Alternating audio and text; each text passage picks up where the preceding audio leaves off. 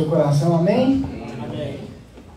Esse é o primeiro culto do ano. Quem está feliz aí com o Senhor? Amém? Esse ano é um ano de muito favor e graça do Senhor. Quero só começar com uma oração aqui. Pai, nós queremos te louvar pela tua maravilhosa graça. Deus continua falando aos nossos corações. Pai, que o Senhor possa revelar, Deus, os teus olhos a nosso respeito, os teus propósitos. Que o Senhor continue falando aos nossos corações. O título dessa pregação se chama Os Óculos de Deus, tá? A gente vai falar aqui de um tema. Pode ir. Deixa eu pegar o passador. Só um minutinho, pessoal.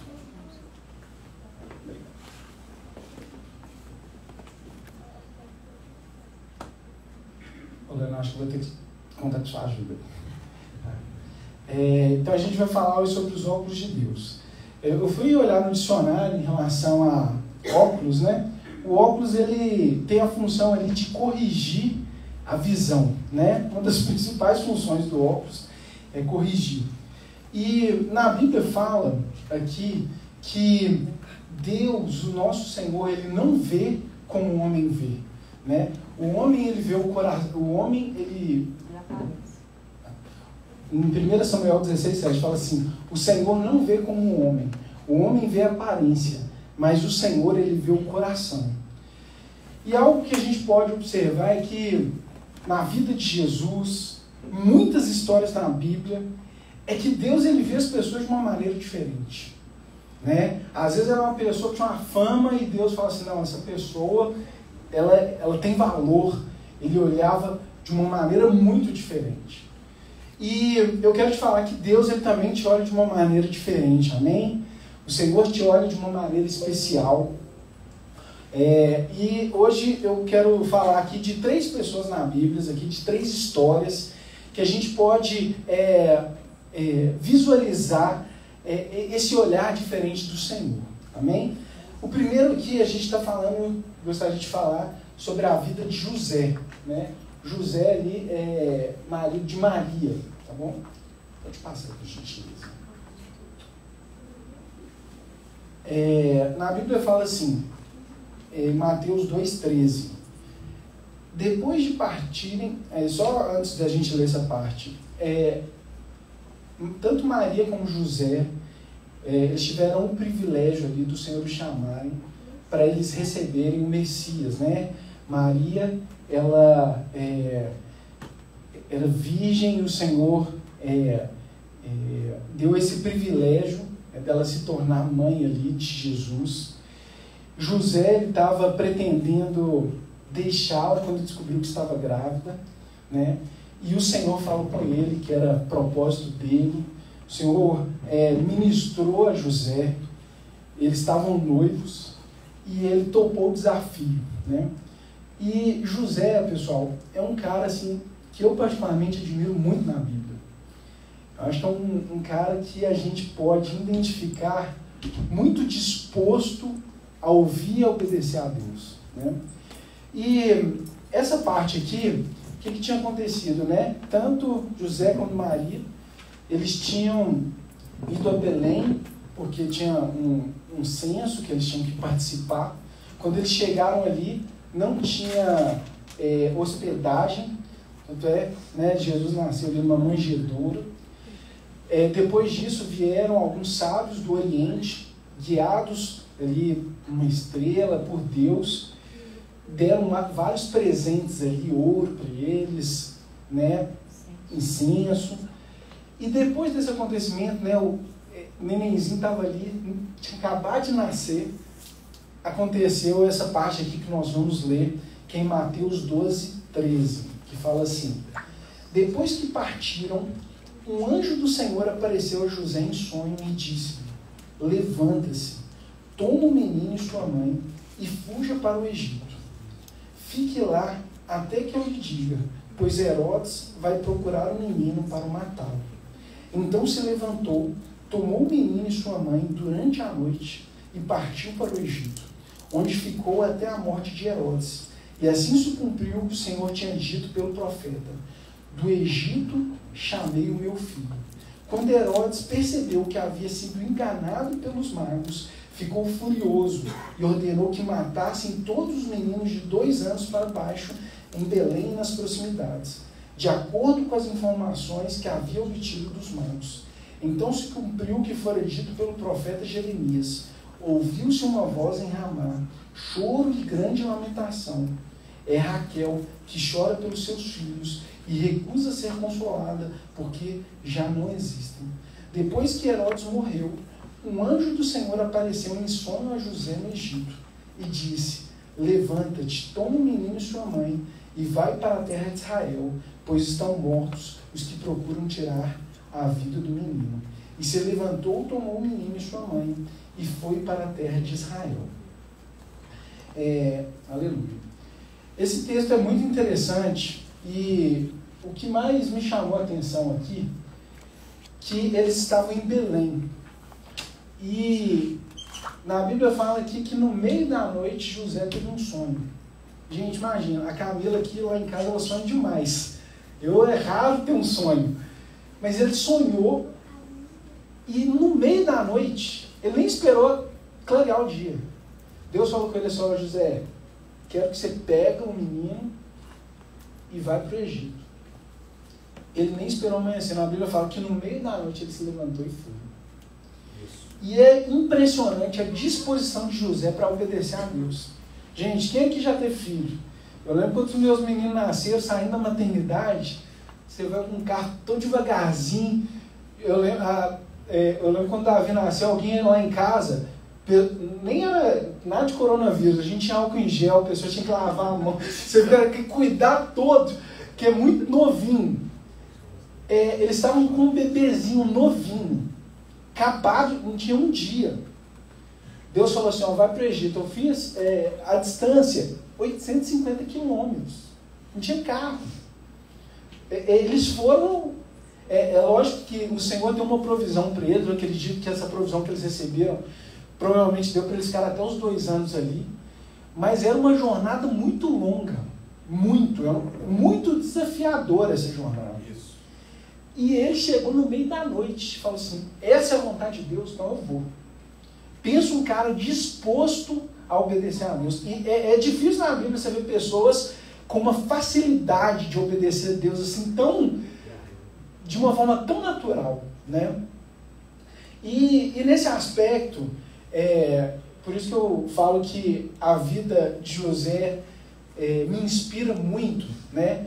Se você pensar, ele foi um cara muito homem, né? José foi homem, né? Ele foi um cara muito disposto a fazer, obedecer a vontade de Deus. E eu queria que você fizesse uma reflexão, queria fazer uma pergunta para você. Imagina que você fosse Deus e você tivesse que escolher uma família para seu filho nascer. Que critério que você usar? E fala a verdade, gente. A gente pode levantar algumas opções aqui. Opção A: uma família que possuísse dinheiro, né? Você fala assim: não, vai ser bem mais fácil para ele, não vai passar necessidade, às vezes vai até bancar lugares muito bons para ele. Outro critério: uma família que possuísse muito poder, né? Então, às vezes já até ajudava Jesus já a abrir muita porta, relacionamento. Não, vamos pegar uma família que possuísse muitos seguidores, um cara influente na sociedade, e até ajudar Jesus a ser mais influente. Uma família de líderes religiosos, os fariseus. Jesus nem ia ter esse embate com o fariseu, ele ia ser filho de um fariseu. Mas esse não foi o critério de Deus. O critério de Deus para escolher tanto Maria como José, para esse privilégio, foi que eles tinham um coração rendido, né? Eles tinham um coração ali disposto a obedecer ao Senhor. Aleluia. Eles nem tinham essas qualidades, eles nem tinham, isso não importava, né? E por que eu estou te falando isso? Que o Senhor na Bíblia fala que ele não vê como homem. O primeiro versículo nós lemos que o Senhor, ele vê o coração. E foi isso que Deus viu ali, tanto na vida de José como de Maria. E eu quero te falar isso que ele vê em você, amém? Amém. Né? Eu eu vejo que na nossa vida a gente passa por muitos desafios. Essa semana foi uma semana bem pesada, pelo menos para mim. E teve um dia da semana que foi um dia crítico. Eu lembro que Deus fala muito comigo através de visão. Eu tinha tido meu tempo de manhã, na hora do almoço, assim, sabe aquele tempo que fala assim, eu vou parar 3 minutos aqui só para... Às vezes Deus fala comigo, né? Alguma coisa que podia. E aí, Deus me deu uma visão. Eu tive uma visão, eu vi como se fosse um prego. E ele estava pela metade na parede, assim, sabe? E Deus chegou para mim e falou assim, Eduardo, tudo que eu comecei na sua vida, eu vou acabar. O prego, filho, vai entrar. E aí, durante o dia, pensa um dia de pressão. Eu falei, meu Deus, você está batendo mesmo prego. Né? Mas é muito bom a gente ver que o Senhor está de olho nas nossas vidas. Que Ele nos observa, que Ele nos conhece, que Ele sabe dos nossos desafios. Quando eu passei, no final do dia, eu tive uma notícia lá de uma pessoa da nossa equipe que estava querendo sair. Essa área de tecnologia está muito concorrido, né?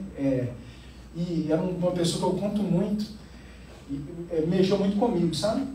E Deus chegou e falou, Eduardo, eu vou acabar tudo, cara. Eu vou concluir tudo que eu comecei. Amém? Amém. E eu vejo que a gente precisa entender que o Senhor ele tem esse olhar especial para as nossas vidas. Um outro personagem que eu gostaria de falar aqui é em relação à mulher samaritana. Né? Eu trouxe aqui para a gente ver um pequeno vídeo. Só antes de começar o vídeo aqui, eu gostaria de dar uma recomendação a todos vocês. Tem uma série que chama The Chosen. Essa série, basicamente, você baixar um aplicativo que chama The Chosen. E esse aplicativo você vê série de graça. Você vê a série, né? De graça e tudo mais. E aí eu queria passar esse episódio da Mulher Samaritana, um episódio curtinho, tá bom? E aí depois a gente retoma. Pode pagar a luz pra gente.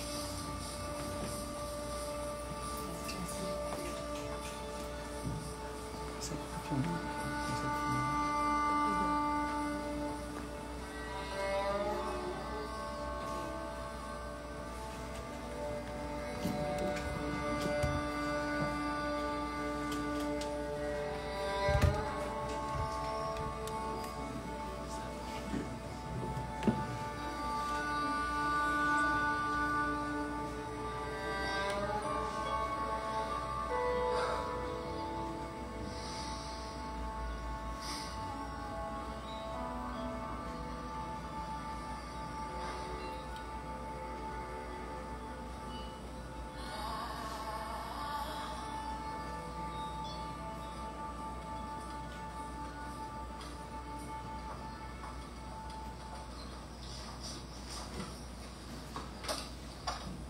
Você me daria de beber?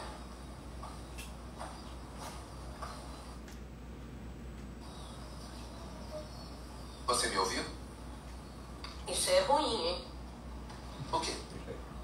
O senhor sendo judeu, pedindo a mim, uma samaritana, mulher. Me desculpe. Devia ter dito, por favor. Não é seguro você ficar aqui sozinho. Nem você. Por que não vem com os outros? E por que tão tarde assim? As mulheres não vêm ao poço quando é mais fresco, pela manhã. Bom, nenhuma delas quer ser vista comigo, então eu tenho que vir ao meio-dia. No calor, como você gentilmente me lembrou. Por que não querem ser vistas com você? Longa história. Eu ainda gostaria de beber água, se puder me dar um pouco. É incrível o que uma garganta seca faz. Eu não sou impura para você? Não será maculado por essa ânfora? Talvez algumas pessoas do meu povo digam isso sobre suas mulheres, mas eu... E o que você diz? Digo que se soubesse quem eu sou, você teria pedido água. Jura? E eu lhe teria dado água viva. Só que o senhor não tem com que tirar a água e esse poço é fundo. Além do mais, por que você precisa de mim se tem sua própria reserva de água viva? Longa história. Mas a água judaica é melhor do que a samaritana, né? Não foi o que eu disse. Por acaso o senhor é maior do que o nosso pai Jacó, que nos deu esse poço? A sua água é melhor do que a dele? Eu conheço Jacó. E digo que quem beber dessa água terá sede outra vez. Mas quem beber da água que eu der, nunca mais terá sede. Isso seria ótimo. A água que eu der se tornará dentro da pessoa uma fonte a jorrar para a vida eterna. É mesmo? Sim, é mesmo. Prove isso. Primeiro, vá, chame o seu marido e volte. Então eu mostro. Eu não tenho marido. Tem razão. Você já teve 5. E o homem com quem vive agora não é seu marido.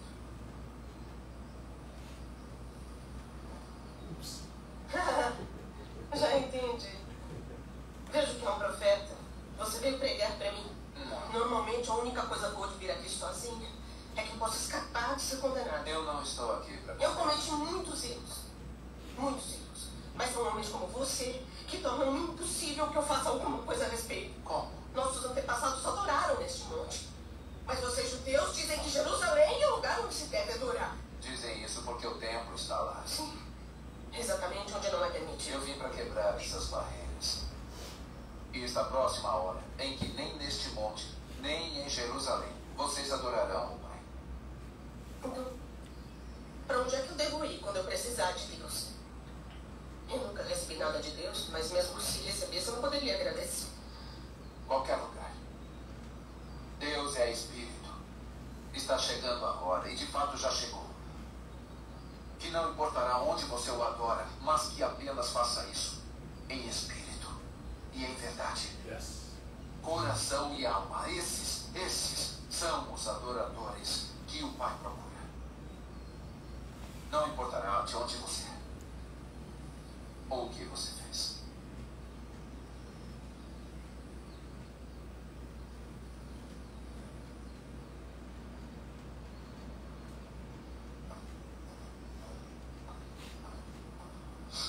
Você acredita no que eu digo?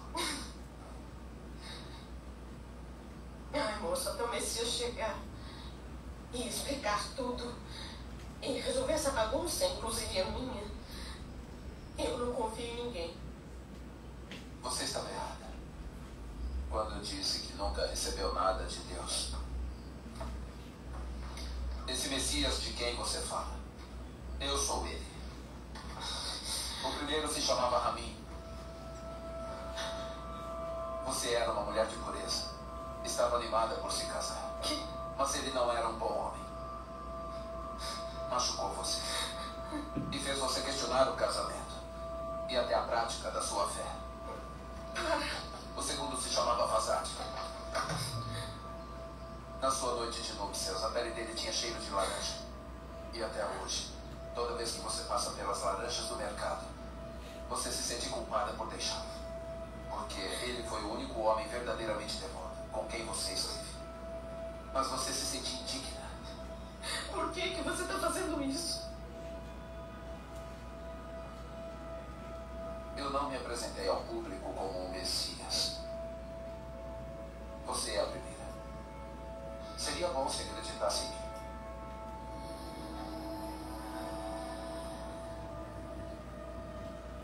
Você escolheu a pessoa errada. Eu vim a Samaria só para encontrar você. Você acha que foi um acidente eu estar aqui no meio do dia? Eu sou rejeitada por todo mundo. Eu sei. Mas não pelo Messias.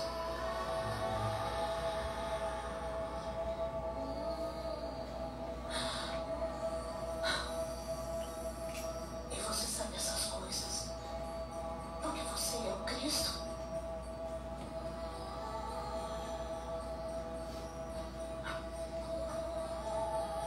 Eu vou contar pra todo mundo. Eu estava contando com isso. Em espírito e em verdade. Em espírito e em verdade.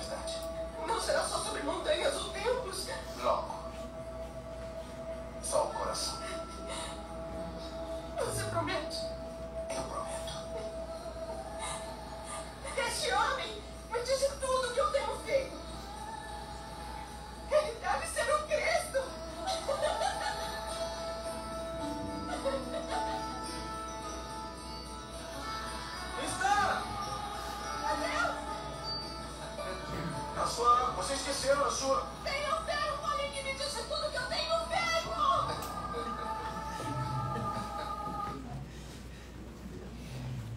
Aleluia. É difícil não se emocionar, né?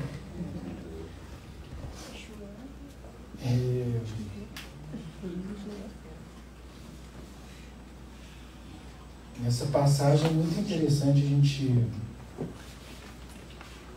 olhar aqui para a mulher samaritana, né? Que Jesus, ele intencionalmente, ele chegou mais cedo naquele poço. Não foi uma coisa por acaso. Ela entrou bem com ela.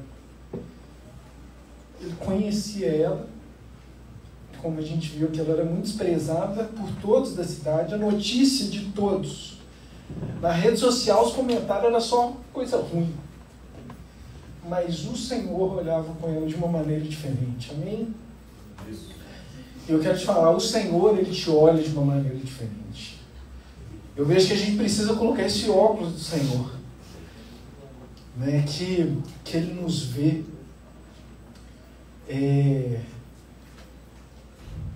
Mesmo com as diferenças culturais entre os judeus e os samaritanos, isso não impediu Jesus, não fazia diferença para Jesus. Jesus, ele não veio para condenar aquela mulher, mas ele veio para demonstrar amor. E em 1 João 4,19 fala: nós o amamos porque ele nos amou primeiro. Quero te falar, a iniciativa foi de Deus. A iniciativa foi de Jesus. E a gente vê nessas histórias que nós estamos compartilhando aqui, é sempre de Deus. Sempre que Ele tomou essa iniciativa. Eu vejo que a gente precisa pular de cabeça na vontade de Deus, de querer entender como Ele nos vê, como que Ele vê as pessoas ao nosso redor. Isso transforma as nossas vidas. Eu vejo que essa mulher samaritana, ela foi transformada, né? A Bíblia fala que ela contou essa notícia para a cidade inteira e todo mundo creu no testemunho dela. E eles foram ali, queriam ouvir de Jesus. Eu vejo que foi uma remissão para a vida dela. Amém? E a última pessoa que eu gostaria de compartilhar com vocês é a vida de Ananias, né? Na Bíblia a gente tem aqui Saulo. Saulo ele era um cara que ele era muito religioso, tinha um zelo muito grande pelas coisas de Deus, mas ele estava num momento de vida que o que ele cria que era a vontade de Deus era perseguir os cristãos. Então, ele pegava, prendia o povo, ele era um cara implacável, né? A Bíblia fala que Estevão estava pregando, o pessoal apedrejou ele, as vestes de Estevão caíram aos pés ali de Saulo. Esse Saulo era um cara nesse nível. E ele pegou algumas cartas, estava indo para Damasco, pediu autorização, falou assim: eu vou lá prender todo mundo. No meio do caminho ele estava indo, teve um encontro com Jesus, ele caiu, e ele ficou cego, e ele ficou sem comer 3 dias, sem comer e beber durante 3 dias. E nesse contexto, olha como que o Espírito Santo ele é maravilhoso. O Senhor foi falar com esse cara aqui, Ananias. Pensa um cara de Deus. Esse cara aqui, gente, não é Nutella, não. É um cara raiz, né? Ele chegou, a gente vai ler esse texto aqui em Atos 9:10. Fala assim: em Damasco havia um discípulo chamado Ananias. O Senhor o chamou numa visão: Ananias, eis-me aqui, respondeu ele. E o Senhor lhe disse: vá à casa de Judas, na rua chamada Direita, e pergunte por um homem de Tarso chamado Saulo. Ele está orando. Numa visão viu um homem chamado Ananias chegar e impor-lhe as mãos para que voltasse a ver. Respondeu Ananias: Senhor, tenho ouvido muita coisa a respeito desse homem e de todo o mal que ele tem feito aos teus santos em Jerusalém. Ele chegou aqui com autorização do chefe dos sacerdotes para prender todos os que invocam o teu nome. Mas o Senhor disse a Ananias: vá, este homem é meu instrumento, escolhido para levar o meu nome perante os gentios e seus reis, e perante o povo de Israel. Mostrarei a ele o quanto deve sofrer pelo meu nome. Então Ananias foi, entrou na casa, impôs as mãos sobre Saulo e disse: Irmão Saulo, o Senhor Jesus, que lhe apareceu no caminho, por onde você via, enviou-me para que você volte a ver e seja cheio do Espírito Santo. Imediatamente, algo como escamas caiu dos olhos de Saulo e ele passou a ver novamente. Levantou-se e foi batizado, e depois de comer, recuperou as forças. Saulo passou vários dias com os discípulos em Damasco. Tremendo esse texto, né? E assim, o que a gente pode enxergar aqui na vida de Ananias? O primeiro ponto é que ele tinha ouvido notícia ali de Saulo, né? E Deus chegou, e eu vejo aqui alguns passos para nós sermos usados pelo Senhor, sermos flechas limpas nas mãos dele. Deus, ele chamou Ananias, e Ananias, de primeiro momento, disse sim. E eu quero te falar, Deus, às vezes, ele não vai te falar tudo de uma vez. Deus tem propósito para você, mas às vezes ele vai te falar um pouquinho, aí você dá um sim, ele te fala mais. E Deus chegou e falou assim: Ananias, ele falou assim: eis-me aqui, Senhor. Depois Deus falou o que ele tinha que fazer, e aí ele argumentou, falou: Deus, esse cara aqui, a notícia dele, o histórico dele é terrível. Eu corro até risco de vida de ir lá, ué. Vai lá, o cara já me prende, eu vou ser o primeiro preso da cidade, né? E ele começou a argumentar com o Senhor. E o Deus, ele deu o óculos dele para Ananias. Falou assim: Ananias, deixa eu te falar como que eu vejo ele. Eu vejo ele assim, ó, ele vai ser um cara que ele vai ser o meu instrumento para levar o evangelho aos gentios, a Israel. Ele vai sofrer pelo meu nome. Gente, Ananias, ele se deu por satisfeito com essa revelação de Deus. E a gente pode ver que é prova disso, que quando ele chegou ali para orar para o Paulo, ele chegou e falou assim: irmão, já chamou de irmão. O cara que era um perseguidor, ele falou: irmão, eu vou orar aqui para você ser cheio do Espírito Santo. Ele já via Saulo daquela forma. Gente, Saulo foi um dos maiores homens de Deus. Ele colocou os discípulos de Jesus no bolso, né? Foi um cara super usado, escreveu quase muitos livros do Novo Testamento. E Ananias foi esse homem aqui que foi o instrumento de Deus para levar o amor de Deus para esse homem.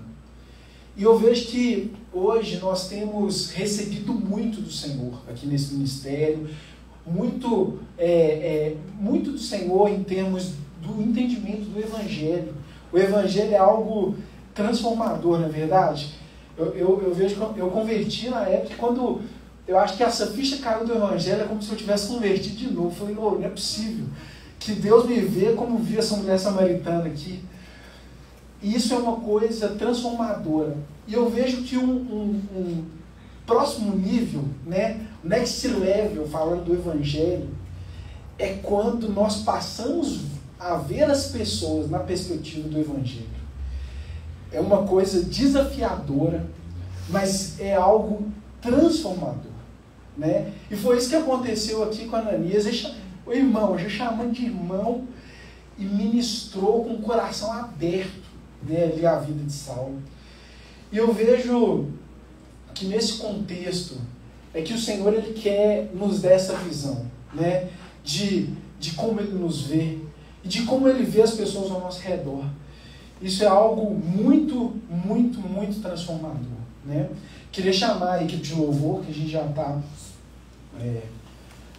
finalizando. E algumas coisas aqui eu queria deixar 2 versículos com você do caráter de Deus.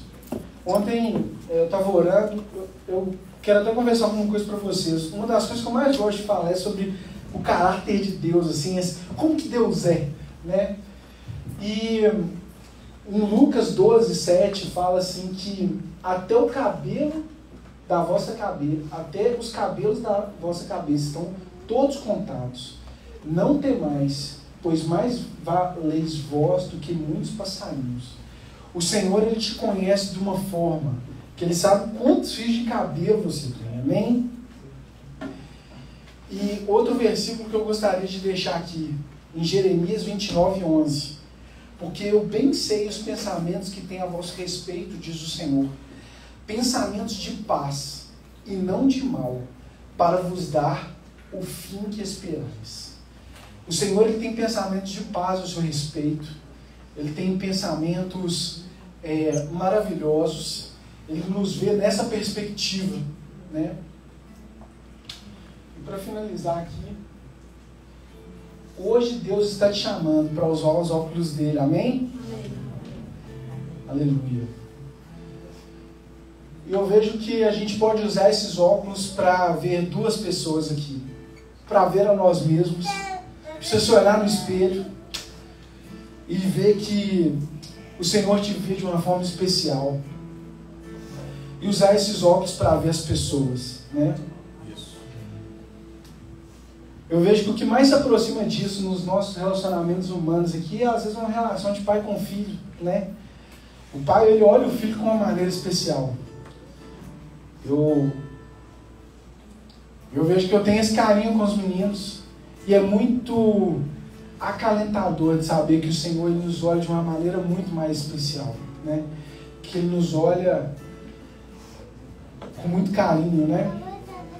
Eu lembro, esse ano que passou, a Amanda, foi Dia das Mulheres, né? Eu falei, vou fazer uma surpresa para a Amanda. Eu comprei uma flor, pedi para entregar na salinha dela lá na escola.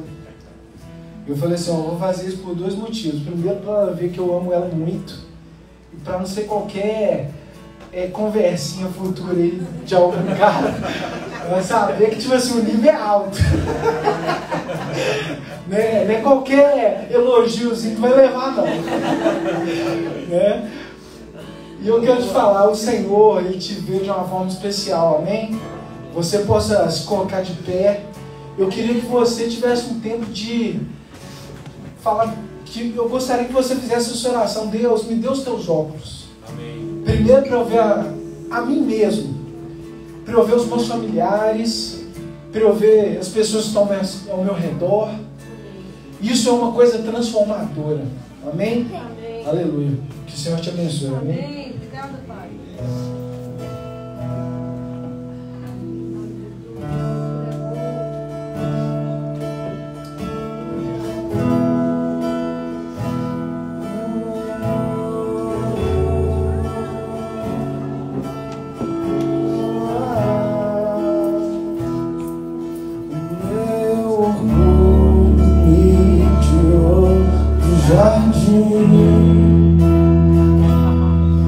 Tua humildade colocou jardim em mim.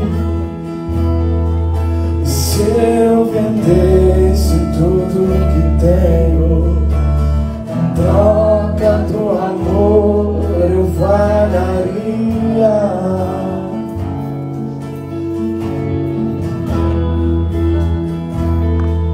Pois o amor não se compra e nem se merece. O amor se ganha, de graça o recebe. E eu quero conhecer Jesus. Eu quero conhecer Jesus e ser achado nele.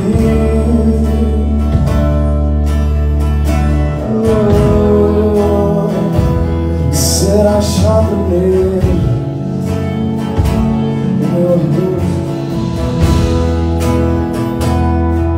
o meu orgulho me tirou do jardim. Tua humildade colocou jardim em mim. Se eu vendesse tudo que tenho, em troca do amor eu vagaria.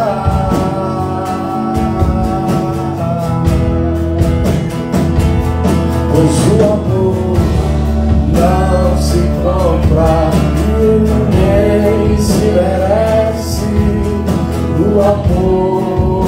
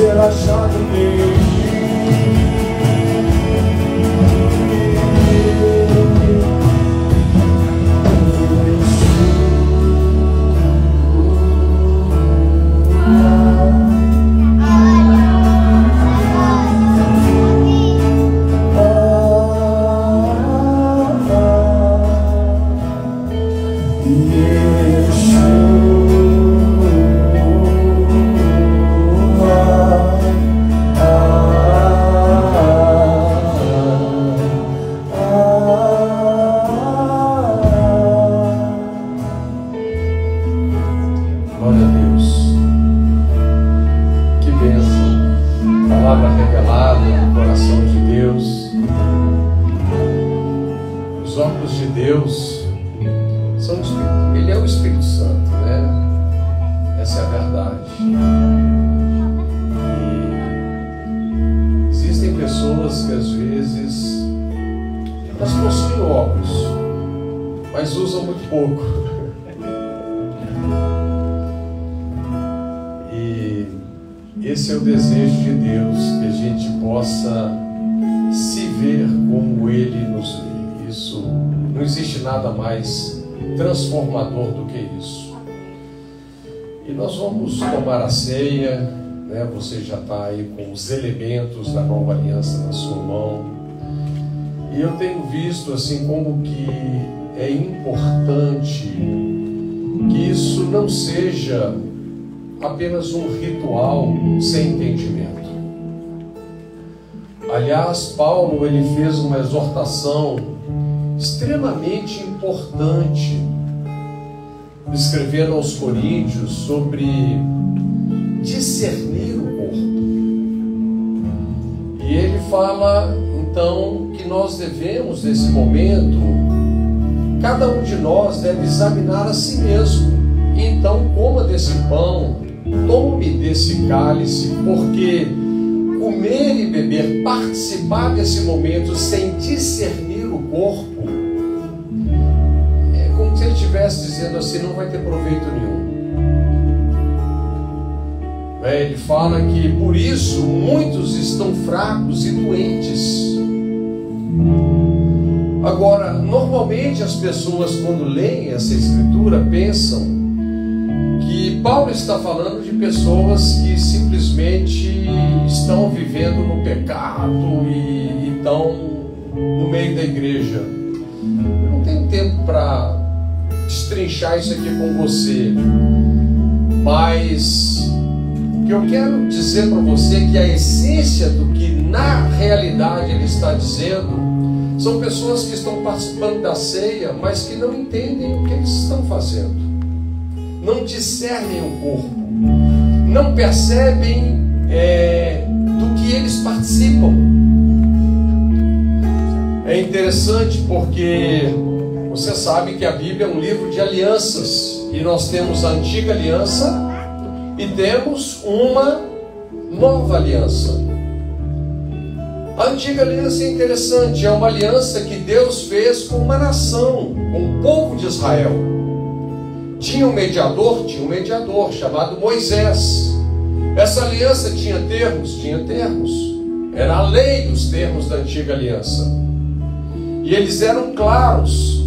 Aquele que obedecesse a lei seria abençoado, que desobedecesse seria o quê? Amaldiçoado. Agora é interessante, né? E você pode destrinchar isso quando Josué entra na terra. Assim que ele entrou, havia diante dele, quando eles cruzaram o Jordão, andaram um pouquinho, tinham dois montes, o Ebal e o Gerizim. E algumas tribos colocaram os seus pés no monte Gerizim, que era o monte da bênção. Outras colocaram os seus pés sobre o Ebal, que era o monte da maldição. E ali eles fizeram todo esse pronunciamento. Mas é interessante, quando nós vamos para a nova aliança, não existe essa parte da maldição. Simplesmente não existe.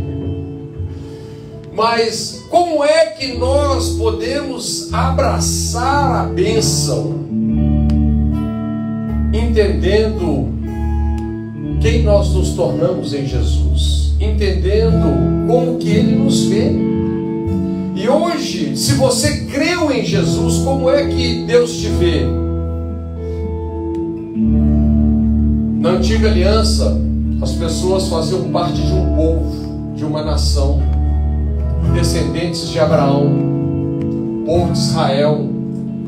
Hoje eu e você fazemos parte de um corpo, que Paulo está dizendo que nós precisamos de discernir esse corpo. Nós fomos arrancados do império das trevas e transportados para o reino do Filho do amor de Deus.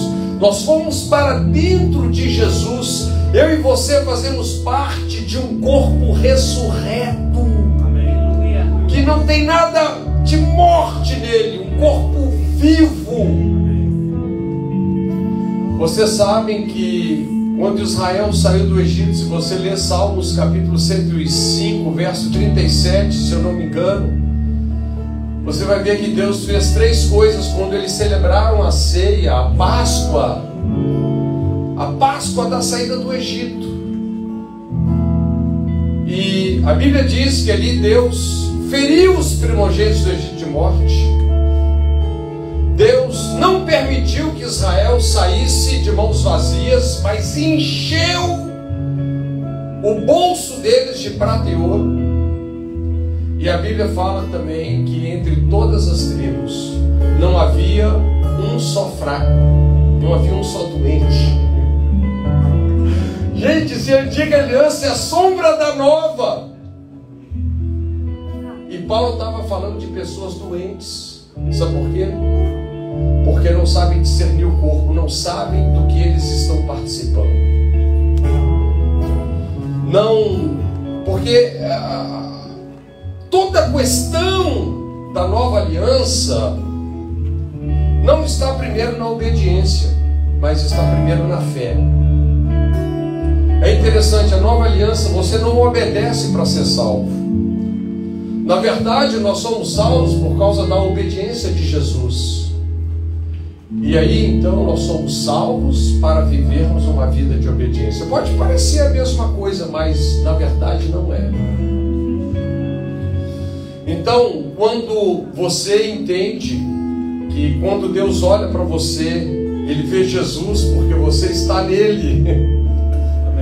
Sabe? Você faz parte de um corpo ressurreto, um corpo vivo. Sabe? Você é amado, você é perdoado, você é perfeitamente suprido, você é curado, você é generosamente abençoado. A Bíblia diz que nós não seremos, nós já somos generosamente abençoados em Cristo Jesus, com toda sorte de bênçãos. E por que é que nós devemos sempre desfrutar desse momento? Sabe, é isso aqui que nos ajuda a discernir o corpo. Sabe, é interessante, no Novo Testamento não se manda celebrar o nascimento de Jesus, mas manda celebrar quando a nova aliança foi inaugurada, e nenhuma aliança é inaugurada sem derramamento de sangue. Essa aliança, a nova aliança em Cristo Jesus, tudo é sobre Jesus. Ela foi inaugurada quando Jesus estava ali pendurado entre os céus e a terra com um sinal de vergonha, morrendo no meu lugar e no seu lugar. Ele tomou o nosso lugar para que nós possamos assumir o dele. E eu quero que você se veja hoje dentro desse corpo. Sabe, por isso que a coisa mais, desculpa, mas a coisa mais estúpida que tem são pessoas que não são judias. E eles querem se tornar judeu de novo.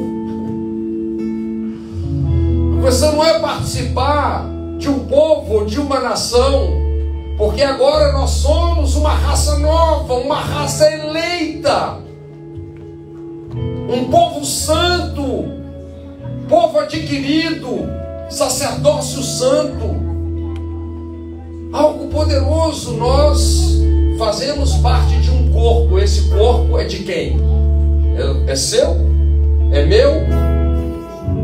Esse é o corpo de Jesus, um corpo que Ele é o cabeça, que Ele nos guia um caminho de vida, de bênção.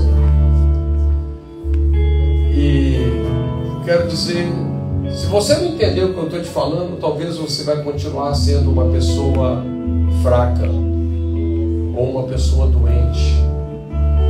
Mas se você entender a nova aliança, como Deus te vê agora em Jesus, uau! você vai rugir como um leão. Você vai fluir nesse amor. Porque não se trata agora, como eu estou dizendo, não tem nada a ver comigo e com você, né? Tem tudo a ver com Jesus, com o que Ele fez por nós. E não é só que nós estamos no corpo dele, mas a Bíblia diz que Cristo em nós é a esperança da glória. Então medita sobre isso, sabe? Quero que você pegue o seu pão, e eu espero que você possa fazer isso com um pouco mais de discernimento. Se você está em Cristo, não tem pecado nele, não tem doença nele, não tem fraqueza nele, não tem ignorância nele.